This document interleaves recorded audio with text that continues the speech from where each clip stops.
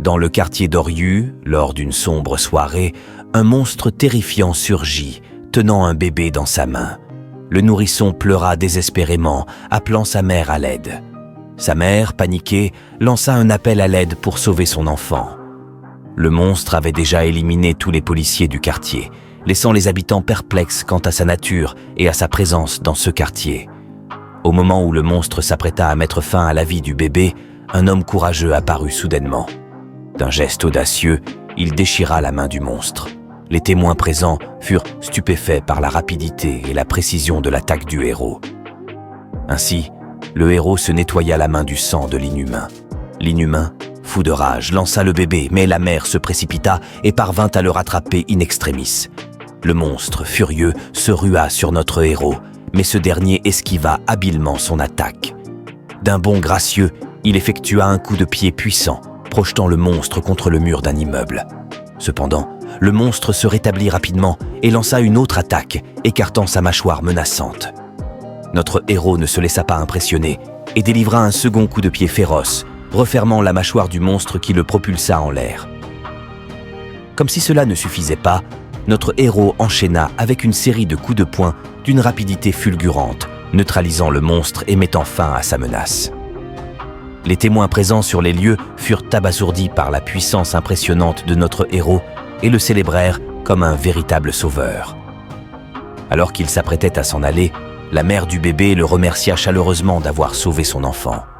Notre héros s'envola ensuite d'un immeuble à l'autre, laissant derrière lui des spectateurs médusés. Cette série d'événements poussa les témoins à remettre en question la réalité des surhommes, ces êtres dotés de capacités extraordinaires. Un matin, au lycée Seoyeon, le professeur exposa le cataclysme comme un phénomène naturel, à savoir les séismes, les tsunamis et les cyclones, en précisant qu'un cataclysme était un phénomène indomptable. Deux élèves discutèrent de l'affrontement entre le héros et l'inhumain survenu quelques jours plus tôt, mis en ligne sur YouTube. L'un d'eux avoua que le vidéaste avait pris un risque considérable pour la vidéo. Les deux élèves furent émerveillés par les capacités de notre héros. Pendant ce temps, le professeur constata que les deux élèves perturbèrent la salle lorsqu'une alerte d'attaque inhumaine surgit près du port Incheon. Le professeur annonça que le cours était terminé et enjoignit aux élèves de regagner directement leur domicile. Une élève s'inquiéta de la récurrence des attaques des inhumains. Elle expliqua qu'au cours des années précédentes, un inhumain avait surgi et avait dévasté toute la ville de Gangneung, tuant près de 70 personnes. Elle craignit qu'une telle catastrophe ne se reproduisît. Elle observa que le protagoniste dormait toujours. Elle s'apprêtait à le réveiller quand soudain, le téléphone du protagoniste sonna. C'était son ami Juri. Juri lui fit comprendre qu'un inhumain attaquait le port d'Incheon et qu'il devait se hâter pour l'arrêter.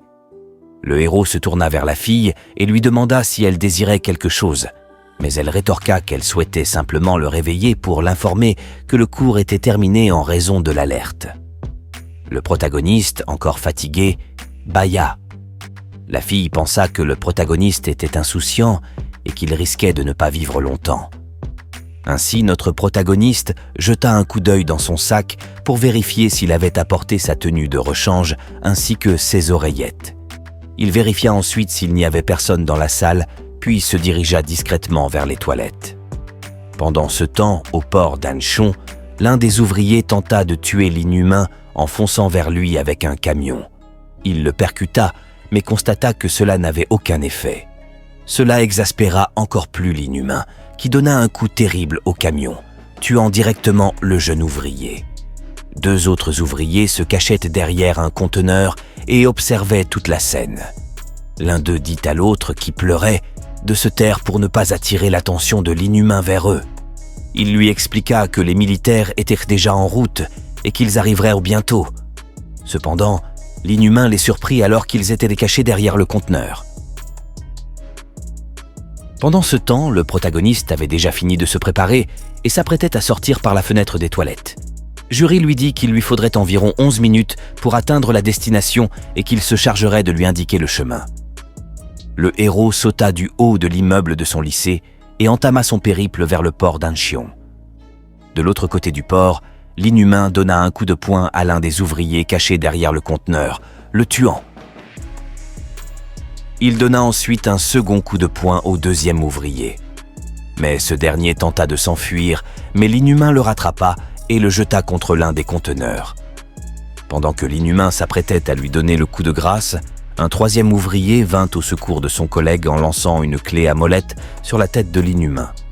De l'autre côté, le protagoniste filait à toute allure, telle une voiture de course, sans que les habitants ne remarquassent même sa présence. Jury lui dit que la brigade anti-inhumaine était également en route et lui recommanda de faire attention à l'inhumain. Le troisième ouvrier lui dit de s'enfuir pendant qu'il distrayait l'inhumain. Il pensait à sa famille et se disait que c'était la fin pour lui. Lorsque l'inhumain envoya un conteneur dans sa direction, il était complètement tétanisé quand soudain notre héros arriva et le sauva in extremis en dégageant le conteneur d'un coup de pied. Le protagoniste rappela à l'ordre l'inhumain en lui disant que ce n'était pas bien de jeter des conteneurs sur des inconnus. À l'aide d'une caméra installée au niveau de la casquette du protagoniste, Jury observa toute la scène. Ainsi, le protagoniste tenta d'engager une conversation avec l'inhumain, mais son ami Jury lui fit remarquer que l'inhumain risquait de ne pas comprendre. Jury se rappela qu'il avait conseillé au protagoniste de privilégier le dialogue avant de se lancer dans un combat, car s'ils parvenaient à communiquer avec l'inhumain, cela pourrait leur fournir des informations sur leurs objectifs et raisons pour envahir la Terre. Malgré tout, notre protagoniste tenta de parler à l'inhumain dans sa langue, expliquant qu'il avait déjà rencontré plusieurs de ses semblables. Cependant, l'inhumain ne sembla pas comprendre et choisit d'attaquer violemment le protagoniste. L'inhumain déclencha une attaque dévastatrice, mais notre protagoniste l'esquiva avec agilité en effectuant un saut rapide. Cependant, l'inhumain enchaîna en lançant un coup de poing en l'air, projetant le protagoniste contre l'un des conteneurs. Malgré le choc, le protagoniste se releva rapidement et se positionna sur le côté de l'inhumain, constatant avec surprise que, malgré sa corpulence, l'inhumain était étonnamment rapide. Jury s'inquiéta pour le protagoniste et lui demanda s'il allait bien, exprimant sa crainte pour son ami. Pendant ce temps, la presse arriva sur les lieux à bord d'un hélicoptère, capturant la scène à une distance de 600 mètres du port pour des raisons de sécurité face à cet inhumain. La commentatrice expliqua que le protagoniste se battait contre l'inhumain et que la brigade des inhumains était également présente en renfort. Le chef de la brigade ordonna à ses troupes de rester vigilantes et d'attendre son signal avant d'ouvrir le feu. Un soldat fit remarquer que les rues du port étaient trop étroites pour déployer des chars et de l'infanterie lourde et qu'il ne pourrait pas exécuter le plan de capture A. Le chef répondit que les inhumains ne semblaient pas craindre les armes à feu, mais il indiqua que les services de renseignement avaient analysé les combats menés par le protagoniste.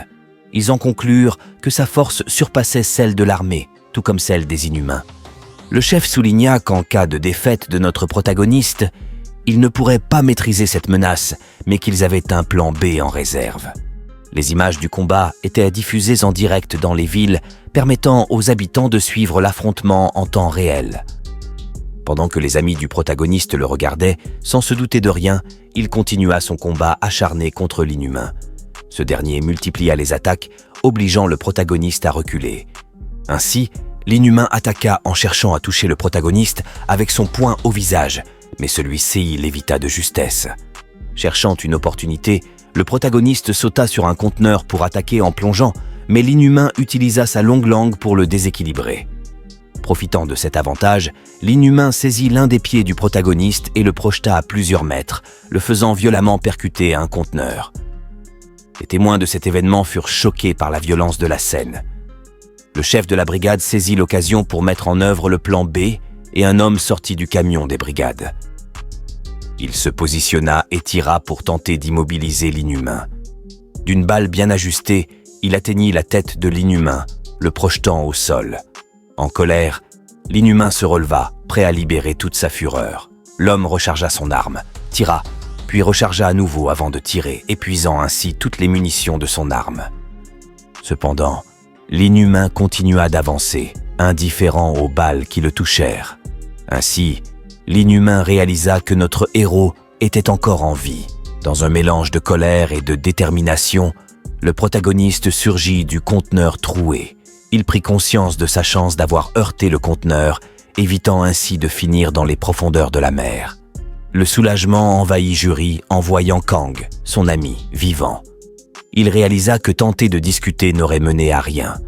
Porté par une fureur grandissante, Kang fut prêt à infliger une correction à l'inhumain. D'un geste fluide, il disparut puis réapparut au-dessus de l'inhumain, lui assénant un coup de pied dévastateur. Mais ce n'était pas tout. Il enfonça sa main dans la bouche de l'inhumain et le projeta au sol avec une force titanesque, provoquant un tremblement de terre localisé. La puissance du protagoniste était telle que la tête de l'inhumain fut enfoncée dans le sol.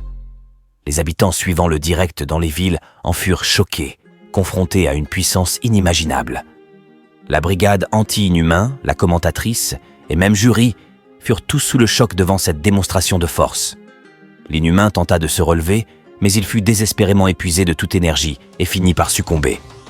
Juri demanda à son ami Kang s'il était réellement mort. Ce dernier répondit que oui, qu'il avait senti le crâne de l'inhumain éclater sous sa main. Il expliqua que cet inhumain n'était pas aussi puissant que celui qu'il avait affronté précédemment sur l'île An-Mayeon.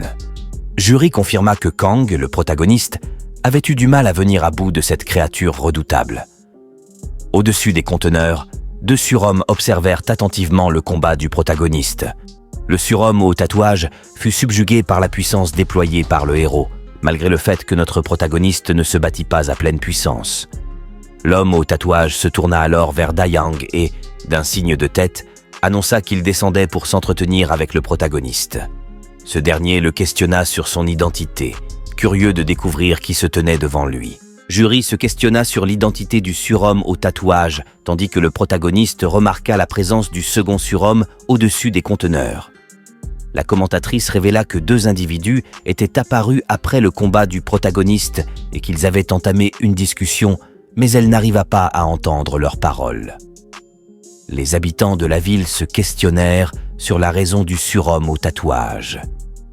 Le soldat s'adressa à son chef, demandant des éclaircissements.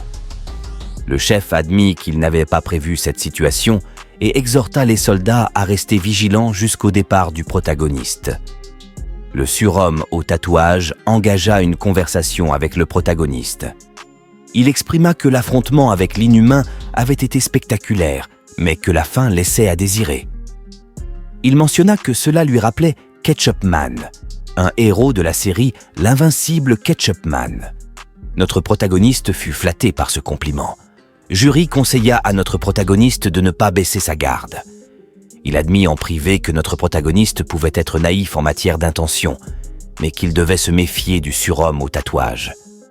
Le surhomme au tatouage dit au protagoniste qu'il l'avait beaucoup observé, que ce soit à la télé, sur les sites web et lors de lives terrassant les inhumains.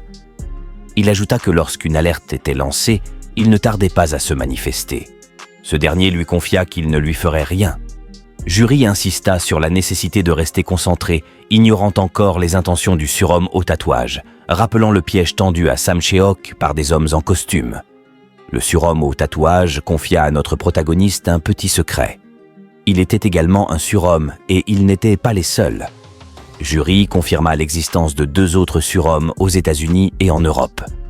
En Corée, il n'y avait que Kang, notre protagoniste, bien que ce ne fût pas officiel.